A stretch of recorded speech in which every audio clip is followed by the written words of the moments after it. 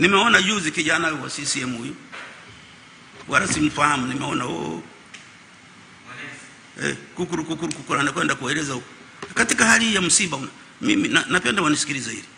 Mimi ni mzee. Walitaka kuja kuchoma nyumba yangu. Nyumba za marafiki zangu nafahamu. Mali ya serikali yangu, watu wetu wamepotea. Leo unatembea chama tawala chenye serikali. Rais wako bado anahangaika na kujua what happened. Unakwenda kueleza nini? Unakwenda kumweleza nani? Aliyefiwa aje kwenye kikao? Why don't you wait?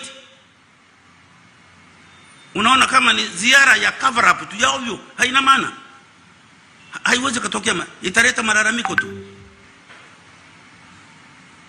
Lakini how can you do that wakati vyama vingine hivi vimefungiwa? Chadema si mnajua hawana ofisi sasa hivi? Si mnajua? Mimi sijaona mtu anaandika article yoyote kati yenu kusema tu discuss hili jambo. Mmenyamaza tu. Lakini tunavyo vyama vingi kwa mujibu wa sheria. Hiki kimefungiwa. Sijui umefunga kwa ajili ya Heche. Unajua Heche ni mtu huyu? Lissu ni mtu huyu?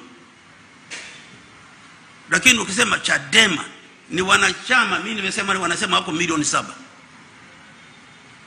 Kwa hiyo wana viongozi wao huko. Mnazuia kuzungumza mambo yao ya huko. It is not right. Sasa tukienda na mifano mingine ya wakina Gwajima hao na nini? Gwajima, I'm sorry, mimi siisemi serikali. Mimi nasema tabia yetu tu. Rule of law. Gwajima alikuwa na wanachama wangapi? Kama hata Gwajima nenda peleka mahakamani, ajibu tuhuma zake. Lakini huwezi kufunga makanisa ambayo watu wote wanakwenda kushughulikia imani zao. Sasa nakurudisha vitendo hivyo vyote unaniuliza, mimi nasema rule of law. Hivi nani amesema hivi?